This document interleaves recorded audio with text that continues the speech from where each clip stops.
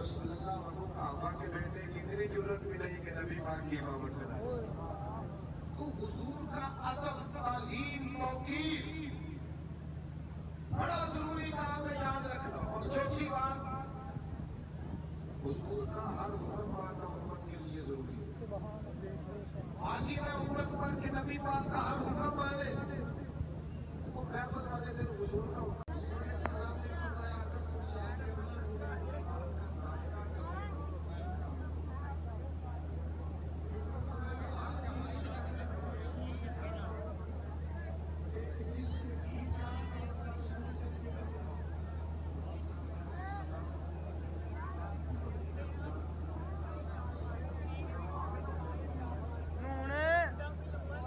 رسول اللہ کا حکم تھا، لہذا بیٹھ گئے.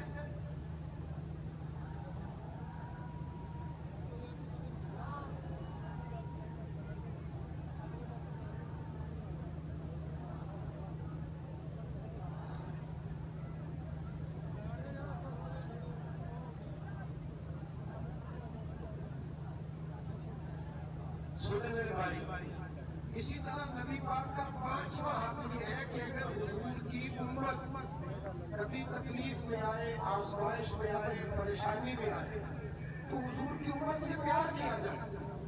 آج کتنا وقت گزر گیا ہے غزہ کے مسلمانوں کو روتے ہوئے. لوگوں نے مدد کیا کرنی ہے، امت مسلمہ ایک جگہ پہ اکٹھے ہو کر آواز بلند کرنے کو بھی تیار نہیں. لوگ ڈرتے ہیں دھیان دیتے ہوئے بھی. خدا را نبی پاک کی امت کا پیار یہ حضور کا حق ہے، اس حق کو ضائع نہ کرو. اپنے ان مظلوم بھائیوں کے لیے آواز بلند کرو. لوگ کہتے ہیں ہماری آواز بلند کرنے سے کیا ہوتا ہے، آپ کو پتہ ہی نہیں. آپ کی آوازیں بلند کرنے سے کفر پر لرزہ طاری ہوتا ہے. آپ کھڑے کر کے کہو ہم فلسطینیوں کے ساتھ ہیں، ہم فلسطینیوں کے ساتھ ہیں، ہم اپنے مسلمان بھائیوں کے ساتھ ہیں. میرے عزیز یہ حق ہے نبی پاک علیہ السلام کہ حضور کی امت کا ساتھ دیا جائے. اور پھر اسی ضمن میں یہ بھی نبی پاک کا حق ہے کہ حضور کے صحابہ سے پیار کیا جائے.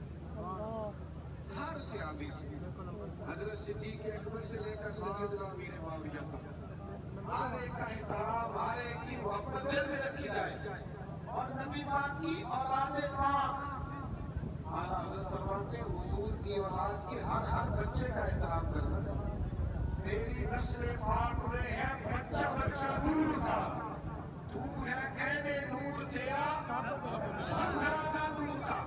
نبی پاک کی امت کے علماء سے پیار کیا جائے، صلحاء سے پیار کیا جائے. پھر حضور کے دین کی خدمت میں حصہ ڈالنا یہ بھی حضور کا حق ہے. اپنا سارے کاموں کے لیے جدید ذرائع اختیار کرتے ہیں.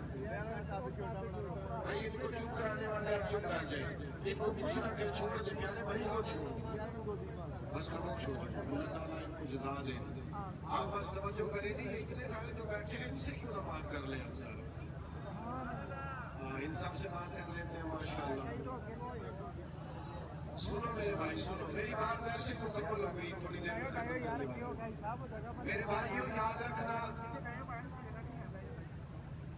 نبی پاک کے دین کی خدمت یہ قادیانی نے سر کیسے اٹھایا. آج تو لوگ کہتے ہیں فلاں آدمی میڈیا کے دور پر مشہور ہو گیا، فلاں بے ادب، فلاں گستاخ میڈیا کے دور پر. تو اس دور میں تو میڈیا تھا ہی نہیں، یہ کیسے مشہور ہو گیا، اس کو کون سا ٹی وی چینل ملا. تو یاد رکھنا فتنہ جب بھی آتا ہے کفر اسے سپورٹ کرتا ہے. کفر نے سپورٹ کیا، سپورٹ ان کا لٹریچر بانٹنے میں، ان کی جس طرح آج فتنہ بازوں کو پروموٹ کیا جاتا ہے، سپورٹ کیا جاتا ہے، ان کو بڑی بڑی سکرینوں پہ لایا جاتا ہے. تو یہ وجہ ہوتی ہے کہ فتنے پھیلتے ہمارا حق بنتا ہے کہ اس وقت نہ بات کریں جب فتنہ عروج پہ ہو. وقت پر اپنے بچوں کو گھٹی میں پلا دے کہ نبی پاک اللہ کے آخری رسول ہے، یہ گھٹی میں پلا دے. قبل از وقت اپنے بچوں کی تربیت کرے، ٹریننگ کرے، ان کو یہ ذہن دے کہ ہمارا سارا کچھ ہمارے نبی کے ساتھ وابستہ ہے۔ حضرت صدیق اکبر رضی اللہ تعالیٰ عنہ کے بیٹے بدر کے دن کفار کی طرف سے لڑنے آئے تھے، بعد میں اللہ نے فضل کیا، ان کی 4 نسلیں صحابی ہوئی۔ ایک دن گھر میں بیٹھے بیٹھے مسلمان ہونے کے بعد انہوں نے کہا ابا جی بدر والے دن آپ میری تلوار کے نیچے آ گئے تھے، میں نے والد سمجھ کر چھوڑ دیا۔ حضرت صدیق اکبر فرمانے لگے بیٹا ابھی آپ مسلمان نہیں نہ ہوئے تھے، آپ نے چھوڑ دیا، اگر بدر والے دن آپ میری تلوار کے نیچے آتے کبھی نہ چھوڑتے، اس لیے کہ ہمیں حضور ہر چیز سے زیادہ پیارے ہیں۔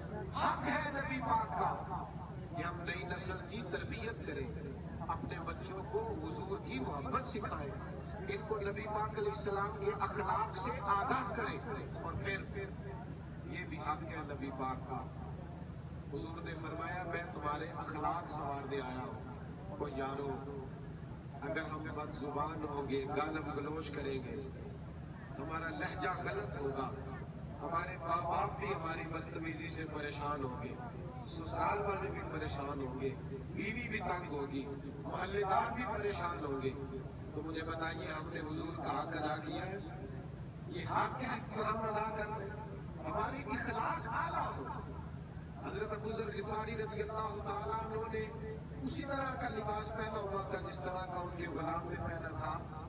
آپ کو پتہ ہے اس زمانے میں تو غلاموں کی کوئی ضرورت ہی نہیں تھی وہ آقا کے برابر ہو سکے، لیکن بالکل اسی طرح کا لباس پہنا تھا جو جناب ابو ذر کا لباس تھا۔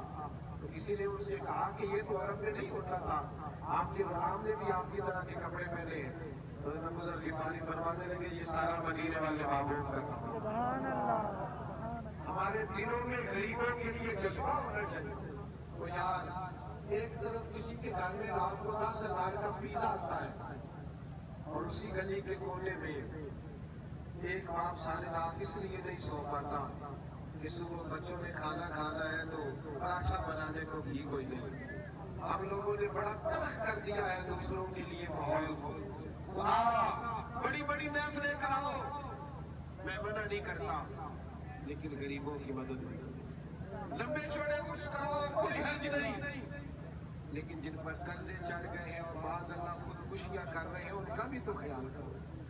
آپ زور شور کے ساتھ آپ سارے مہنگے مہنگے ولیمے کریں، کوئی اعتراض نہیں، پر جس غریب کی بیٹی گھر میں بیٹھی بیٹھی پوری ہو گئی ہے جہیز کے لیے خرچہ ہوئی اور باپ جا کے دعا کراتا ہے، پیر صاحب حضرت صاحب علامہ صاحب دعا کرنا بیٹی کا سبب لگتا ہے، خدا ان کا بھی سوچو۔ آپ مہنگی مہنگی گاڑیوں میں بیٹھو، نئی نمبر پلیٹ لینے کے لیے 4-5 لاکھ اضافی خرچ کرنے والوں سنو، کچھ پتر ایسے بھی ہیں جو ماں کا جنازہ نہیں پڑھ سکے اس لیے کہ پردیس سے چھٹی نہیں ملی، جو باپ کے جنازے میں نہیں آ سکے غربت ہے، چھٹی نہیں ملی وہاں سے۔ خدا ضروریات تک رہو، خواہشات سے بچو، میرے نبی کے امت کے غریبوں کا خیال کرو، ان پر توجہ دو۔ حالات اور روز اختیار کرتے جا رہے ہیں، سب روکا کا روگ محمد جس کا نام غریبی، کنڈ بلا کے رنگ جاتے بھی دوست یار قریبی، اور ہمیں وہ لفظ کیوں یاد نہیں کہ غربت آدمی کو کفر تک لے جاتی ہے۔ جب آپ ملک سے باہر جاتے ہیں تو ایک لفظ بولتے ہیں پردیسی جو مجبور بھی ہوتے ہیں بڑے، وہ بھی کہتے ہیں میرا بچوں کے بغیر دل نہیں لگتا، یہ محبت کی علامت ہے۔ وہ بڑی مشکل سے گئے ہوتے ہیں پر دل نہیں لگتا، ماں کے بغیر باپ کے بغیر اولاد کے بغیر بہن بھائی کے بغیر رہ نہیں سکتا، لوٹ آتے دل نہیں لگتا۔ لوگ بڑی بڑی تکلیف سہتے ہیں پر کہتے ہیں چونکہ دل نہیں لگتا رہ نہیں سکتے۔ اور میرے بھائی صحابی بھی کہہ رہے ہیں دل نہیں لگتا پر یا رسول اللہ آپ کے بغیر نہیں لگتے۔ اور یہ قلبی کیفیت ہے، جب کوئی اداس ہو جاتا ہے کچھ سیانے ساتھ لگی ہے تو کیا آپ اس میں کہیں گے پیرے طریقہ جناب میرے شریعت مفکر اسلام حضرت اتنی دیر میں دل کرے آج والا کام کر دیں۔ ایمرجنسی میں ادب یاد نہیں رہتا، بلکہ اگر آگ لگ گئی خدا نہ خواستہ کپڑے کو भाई कहेगा आग आग आग, आपके शिमले को आग लग गई, फौरन पुकारा जाएगा। लेकिन सहाबा इमरजेंसी में भी नबी पाक का अदब, एक कदम उन्होंने पीछे हटाया, नबी पाक ने फरमाया पढ़ाओ ना नमाज, उन्होंने दूसरा कदम पीछे हटाया, दूर बैठे एक दरवेश हदीस का तर्जुमा करने लगे, वो कहने लगे नमाज पढ़ा के मैं तैमल देखा।